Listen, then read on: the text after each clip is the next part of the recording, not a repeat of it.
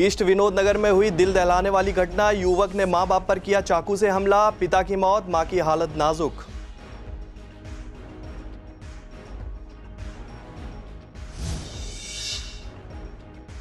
आज से खुले दिल्ली में जिम खुलने से लोगों में है खुशी। जिम ऑनरों का कहना कि सोशल डिस्टेंसिंग का हो रहा है पालन।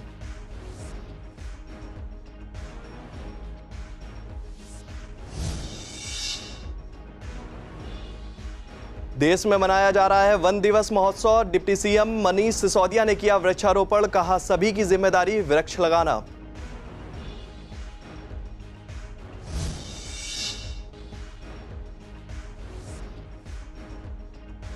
कैलाश नगर में लगा हेल्थ कैंप में हुई लोगों की निःशुल्क स्वास्थ्य की जांच। 80 लोगों ने कराया अपना स्वास्थ्य परीक्षण।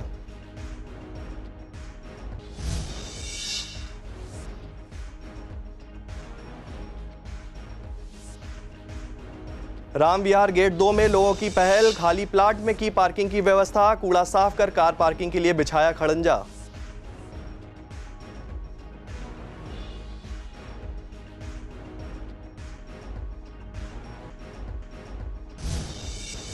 नमस्कार, आप देख रहे हैं पूर्वी दिल्ली खास और मैं हूं आपके साथ में शोभित पाठक। तो रुक करते हैं पूर्वी दिल्ली की महत्वपूर्ण खबरों पर। कल्याणपुरी के ईस्ट विनोद नगर में एक दिल दहलाने वाली घटना से उस वक्त सनसनी फैल गई जब एक सिरफिरे रोहित नाम के युवक ने अपने मां बाप पर चाकू से हमला कर दिया। जानकारी के मुताबिक किसी मामूली विवाद को लेकर घर पर झगड़ा हुआ था, जिसके बाद रोहित ने अपने माता पिता पर चाकू से हमला कर दिया।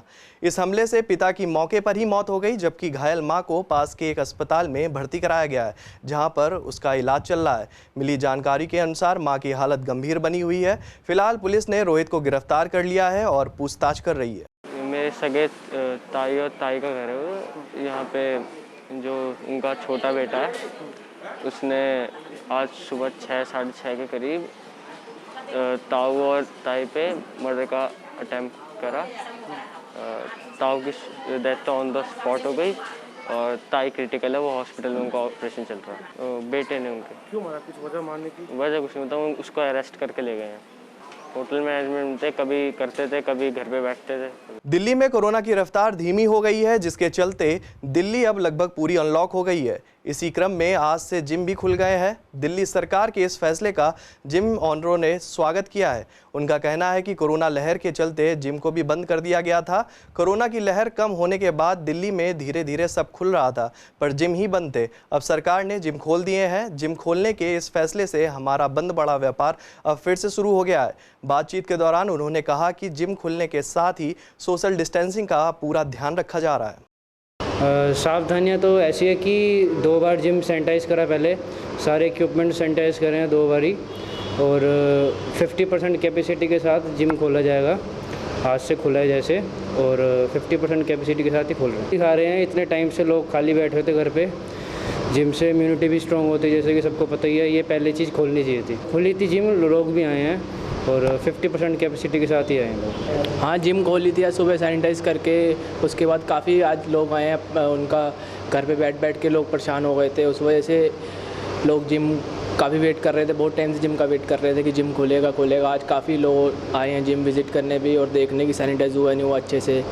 फिर उनको हमने काफ़ी अच्छे सैनिटाइज़ कराया। दोनों से बहुत ज़्यादा फ़र्क पड़ रहा था, क्योंकि काफ़ी लोग जिम डेली जाते थे और अपनी फिज़िक के लिए उनको बहुत कुछ करना पड़ता था। काफ़ी उन्होंने स्ट्रगल करा, उस वजह से जिम बंद थे तो उनको बहुत दिक्कत आई, बॉडी में चेंज आया काफ़ी।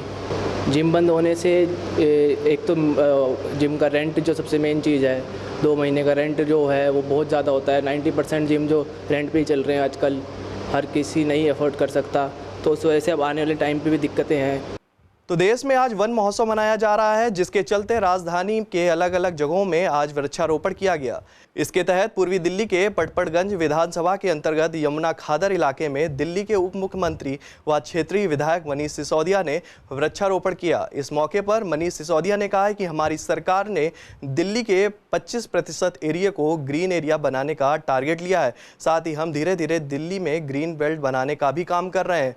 मैं लोगों से अपील करता हूं कि आप भी ज़्यादा से ज़्यादा पौधों को लगाएं, ताकि दिन ब दिन खो रही हरियाली को फिर से वापस लाया जा सके। इस दौरान वन विभाग के अधिकारी ने भी वृक्षारोपण में बढ़ चढ़कर हिस्सा लिया। सरकार टारगेट लेके चल रही है कि कम से कम 25% दिल्ली का ग्रीन कवर होना चाहिए। अनफॉर्चुनेटली ये पिछले दशकों में बहुत नीचे चला गया था, पर पिछले 4-5 साल 6 साल के प्रयास से ये बढ़ा है। और वो बढ़ा इसलिए है क्योंकि जो पौधारोपण किया जाता है फिर वो सर्वाइव भी करता है, सर्वाइव पे भी ध्यान दिया जाता है पूरा। जैसा आप यहाँ देख सकते हैं कि ये जितने पौधे लगे हुए हैं पीछे, मैं आपसे रिक्वेस्ट करूँगा इनको ज़रूर दिखाइएगा। ये पिछले साल लगाए थे और अब ये सर्वाइव कर रहे हैं। यहाँ से लेके वहाँ तक ये सारे पिछले साल के लगाए हुए पौधे हैं जो इस बार खूब अच्छे से सर्वाइव कर रहे हैं। अभी यहाँ पर पौधे लगाए हैं मैंने आके, कुछ और लोगों को बांटे हैं। यहाँ के जंगल में लोग पौधे लगाएंगे ले जाके। मकसद ये है कि दिल्ली का हर आदमी दिल्ली को ग्रीन बनाने में, दिल्ली के ग्रीन कवर को बढ़ाने में जुटे। ना सिर्फ फॉरेस्ट डिपार्टमेंट, ना सिर्फ सरकार, बल्कि दिल्ली का हर आदमी जुटे। इसलिए स्कीम्स इस तरह से बनाई गई हैं कि कोई भी आदमी जो कहीं अपना कंट्रीब्यूशन देना चाहता है, उसके सामने संकट है पौधा कहाँ से मिलेगा, तो उसको सरकार देगी। उसको अपने घर में अगर बालकनी तक में भी अगर थोड़ा बच्चों के अंदर भी पर्यावरण का प्रेम जगाने के लिए बालकनी तक में भी अगर उसको ग्रीन कवर बनाना है कुछ, तो उसके लिए भी सरकार पौधे देगी। और इस तरह से धीरे धीरे करके, और हम हमेशा टारगेट से ऊपर लेके चल रहे हैं चीज़ों को। जैसा आपने बताया कि 33 लाख पौधे इस बार लगाते हैं। पार्कों का क्या है ना, मल्टीपल इस्तेमाल है। अब अनऑथराइज कॉलोनीज़ में पार्क हैं या इस तरह की कॉलोनीज़ में पार्क हैं जहाँ बच्चों के लिए स्पेसेस ख़त्म हो गए हैं, बुज़ुर्गों के लिए स्पेसेस ख़त्म हो गए हैं। तो वहाँ केवल हम उसको ये नहीं देख सकते हैं कि पार्क को हम फॉरेस्ट डिपार्टमेंट की तरह से, जंगल की तरह से भर देंगे। वहाँ पे बुज़ुर्गों के बैठने की भी चाहिए, बच्चों के खेलने के लिए भी जगह चाहिए, सोशलाइजिंग की भी जगह चाहिए। तो पार्क का स्पेस वो भी उस तरह से भी यूज़ होता है। पर पार्क में घास बनी रहे, पार्क में हरियाली बनी रहे, इसके लिए हमने योजना शुरू की है जिसमें हम RWS को पैसा देते हैं। कैलाश नगर में लोगों के लिए निःशुल्क स्वास्थ्य परीक्षण कैंप लगाया गया, जिसमें तकरीबन 80 लोगों ने अपने स्वास्थ्य की जांच कराई। ये कैंप एक निजी NGO के द्वारा लगाया गया था। कैंप में कोरोना से ठीक हुए व अन्य मरीजों ने ब्लड प्रेशर, शुगर और अपने ऑक्सीजन लेवल की भी जांच कराई। इस क्षेत्र में आज हमारी इस मेडिकल वैन को यहाँ बुलाया है। इसमें हमारे साथ डॉक्टर और नर्सेस वगैरह रहती हैं और निःशुल्क हम विभिन्न प्रकार की दवाइयाँ भी वितरित करते हैं और सारी जाँच वगैरह भी हमारे डॉक्टर साहब करते हैं। तो हम ये दिल्ली में पिछले 15 दिनों से चला रहे हैं जगह जगह, और इसको हम एक एम्बुलेंस से बढ़ा के हमारी सेवा ये 5 एम्बुलेंस की करने की इच्छा है, जो हम विभिन्न क्षेत्रों में लगाएं। अभी कोविड में दिल्ली सरकार के आह्वान पर दिल्ली सरकार ने हमें 7 हॉस्पिटल दिए थे, जहां चूंकि पेशेंट बहुत ज़्यादा थे, तो वहां हमारे कार्यकर्ताओं ने लगभग 33 दिनों तक 114 कार्यकर्ताओं ने दिन रात कोविड के क्षेत्र में वहां काम किया। और यहाँ हर तरह की जांचें हो रही है और बहुत अच्छा ट्रीटमेंट मिल रहा है। दवाइयाँ एकदम मुफ्त में दवाइयाँ दी जा रही है। लोगों का उत्साह भी देखने लायक है। यहाँ पे जो इतना अभी कोरोना चला है, उसको देखते हुए जो लोग डिस्टर्ब हुए हैं, बीमार हुए हैं, उनको तकलीफ़ हुई है, मतलब उनकी एक जांचें की जा रही हैं, उनको किसी प्रकार की कोई तकलीफ़ तो नहीं है। और उसमें सब तरीके की जांचें भी की जा रही हैं। लोगों को किसी प्रकार की कोई तकलीफ़ है तो उनको दवाइयाँ भी दी जा रही हैं, डॉक्टर भी हैं और अपने यहाँ सारी व्यवस्था जो देखी जा रही है। जोड़ों से रिलेटेड मरीज आ रही हैं और जिनके जोड़ों में दर्द है और पैर हाथ दर्द है और गैस की शिकायत वाले भी बहुत सारे पेशेंट आ रहे हैं। और कुछ लोगों के आंखों में ईचिंग वगैरह है, उस टाइप की आंख में ईची आ रही है। तो ज़्यादातर यहाँ पर मरीज थोड़ा सा अभी आफ्टर कोरोना इफेक्ट भी है कि जिस कारण से कोरोना की वजह से भी बहुत लोग वीक हो गए हैं। तो मैं कोशिश कर रहा हूँ उनको जिंक वगैरह, विटामिन C वगैरह, मल्टीविटामिन, विटामिन D3 प्रोवाइड कराने की कोशिश कर रहा हूँ। दिल्ली में अनलॉक 5 की प्रक्रिया शुरू हो गई है। आज से मैरिज हॉल, बैंक्वेट हॉल खुल गए हैं, लेकिन अभी अधिकतम 50 लोगों को ही बुलाने की इजाज़त है। बता दें कि कोरोना की दूसरी लहर के चलते शादियां बेहद कम हो रही हैं। शादियां हो भी रही हैं तो बेहद सादगी से। इस सीज़न में शादी का शुभ मुहूर्त 18 जुलाई तक ही है। वहीं डॉक्टरों के मुताबिक जल्द ही तीसरी लहर आ सकती है। तो लोगों का कहना है कि कोरोना की दूसरी लहर के चलते शादियों को पोस्टपोन करना पड़ा था, लेकिन अभी कोरोना कम हो गया है। इसके लिए जल्द से जल्द शादियों को 18 जुलाई तक करने की कोशिश की जा रही है। देखो, वैसे तो अभी तक तो शादियां नॉर्मल हो रही थी, लेकिन जैसे ही लॉकडाउन खुला है दिल्ली में सब हलचल शुरू हो गई है। और उसमें अब जो है विशेष जो शादी के जो साए हैं वो जुलाई के महीने में ज़्यादा हैं। 18 जुलाई को लास्ट शादी का साया है और 18 जुलाई तक ही बहुत सारी शादियां होनी हैं, रुकी पड़ी थी। और उसके बाद जो है शादियां जो है बंद हो जाएंगी। फिर सीधा जा कर के देवउठनी एकादशी पड़ेगी 14 नवंबर की, तब जो है फिर से दोबारा शादियाँ शुरू होंगी। बीच में काफ़ी गैप है। जी बिल्कुल, जो 2 साल से लोग इंतज़ार कर रहे हैं, शादियाँ हो ही नहीं पाई। बहुत सी शादियाँ जो है रोका कर दिया गया है, सगाई हो गई लेकिन फेरे नहीं पड़ी थी, उनकी भी शादियाँ हैं। और बीच में बहुत सारी शादियाँ हो ही नहीं पाई, सारी रुकावटें आ रही थी ना, तो बहुत सारे लोगों को आगमन एक साथ ही बढ़ा है। शादियों में लोग निकलवाने के लिए भी आ रहे हैं और शादियां कराने की भी जिद कर रहे हैं और जल्दी ही उनको 18 तक ही करनी है, यही समय उनके पास है करने के लिए।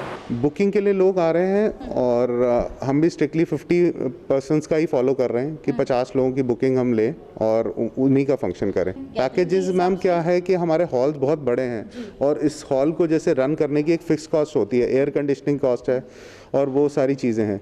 बाकी उसमें जितना बड़ा हॉल होगा उतने आपको हाउसकीपिंग एम्प्लॉयज़ हैं, वेटर्स हैं, उसी हिसाब से आपको डेडिकेटली रखने पड़ते हैं। कोरोना महामारी संकट कम होने के बाद अब राजधानी दिल्ली में अनलॉक 5 की प्रक्रिया शुरू हो गई है। अधिकतम चीज़ें पहले से ही खुल गई हैं और अब जिम और सामुदायिक भवन भी आज से खुल गए हैं। पूर्वी दिल्ली नगर निगम के मेयर श्याम सुंदर अग्रवाल ने जानकारी देते हुए बताया कि नगर निगम के सामुदायिक भवन और जिम को लोगों के लिए खोल दिया गया है। साथ ही सामुदायिक भवनों की बुकिंग आज से शुरू हो गई है। आज ही आदेश दिया जा चुका है कि हमारे जितने भी समुदाय भवन हैं या हमारे जितने जिम हैं सबको खोल दिया गया है। जो गाइडलाइंस हैं, गाइडलाइन के मुताबिक 50 लोगों से ज़्यादा शामिल नहीं हो सकते, उसी गाइडलाइन के मुताबिक हमने सभी समुदाय भवनों को खोल दिया है। क्षेत्र की जनता, पूर्वी दिल्ली के नगरवासी बहुत परेशान थे, शादियों करने में उन्हें परेशानी आ रही थी। इसके अलावा उनको जो छोटे मोटे काम करने होते, क्रिया करनी होती थी, उसमें परेशानी होती थी। तो अब सभी कामों के लिए, क्रिया के लिए, शादी के लिए सभी समुदायों में खोल दिए गए हैं। और जैसा पहले होता था, क्रिया के लिए मात्र 10 रुपये उन्हें देने पड़ते हैं। 10 रुपये में कोई हिंदुस्तान में कहीं स्थान मिलने वाला नहीं है। पूर्वी दिल्ली नगर में ये विशेष सुविधा सभी नागरिकों को देता है। इसके अलावा शादियों के लिए जैसा बताया खोल दिए गए, वो आज से ही अपनी बुकिंग कर सकते हैं, ऑनलाइन बुकिंग है। और अब जैसे आने वाले समय शादियों का सीजन है, सबको सुविधा होगी। EDMC के समुदाय भवन सबसे सस्ते हैं। यदि आप किसी बैंकेट हॉल में जाएं तो आपको लाखों रुपया देना पड़ता है, लेकिन यहाँ 15,000 मात्र देने से आपका समुदाय भवन बुक हो जाता है। दिल्ली में रहने वाले लाखों लोगों का सपना होता है कि यहाँ पर उनका अपना घर हो। दिल्ली विकास प्राधिकरण यानी DDA उनके सपने को पूरा करती है। वहीं दूसरी तरफ पूर्वी दिल्ली इलाके में DDA की खाली ज़मीन देखरेख के अभाव में बदहाली का शिकार हो रही है। दरअसल पूरा मामला आनंद विहार वार्ड राम विहार गेट नंबर 2 का है, जहाँ पर DDA के खाली प्लाट में कूड़े का अंबार लगा हुआ है। यह जगह नगर निगम के अधीन नहीं है। वहीं स्थानीय निवासी ने इस खाली प्लाट का उपयोग गाड़ी पार्किंग में करने लगे हैं। लोगों का कहना है कि खाली प्लाट को देखकर लोग चोरी छुपे यहां पर कूड़ा डाल देते हैं। कई बार मना करने पर भी लोग कूड़ा डालने से बाज नहीं आ रहे, इसलिए खाली पड़ी जमीन का उपयोग हम लोग कार पार्किंग में करने लगे हैं। राम विहार कॉलोनी में एक खाली पड़ी हुई DDA की ज़मीन थी, उसको JCB से साफ कराया है। ये ज़मीन लोग अपनी कार पार्किंग्स के लिए इस्तेमाल करते हैं। बहुत ज़रूरी है कि कोई भी ऐसा काम जो जनता के विश्वास का हो, जो जनता की ज़रूरत का हो, उसमें भागीदारी सभी की रहे। आज इस ज़मीन को, जैसा कि आपने विजुअल्स पर देखा, साफ़ किया गया है। इस पर कॉलोनी के लोगों ने तय किया है कि इस पर एक ईंट का खड़ंचा लगा करके यहाँ पर एक अच्छी पार्किंग बन जाएगी, जिससे कि घास और पेड़ दोबारा भी नहीं उगेंगे। सफाई ज़मीन की हम करवा सकते थे, वो JCB लगा करके यहाँ सफाई कर दी गई है। PPP में जब कोई भी काम होता है पब्लिक प्राइवेट पार्टनरशिप में, हमेशा उसके रिजल्ट्स बहुत सकारात्मक निकल कर आते हैं। मैं सभी RWA पदाधिकारियों का, सभी निवासियों का इसके लिए बहुत धन्यवाद करता हूं। तो मेरे साथ पूर्वी दिल्ली में बस इतना ही। आगे की खबरों को देखने के लिए देखते रहिए CCN न्यूज़। नमस्कार।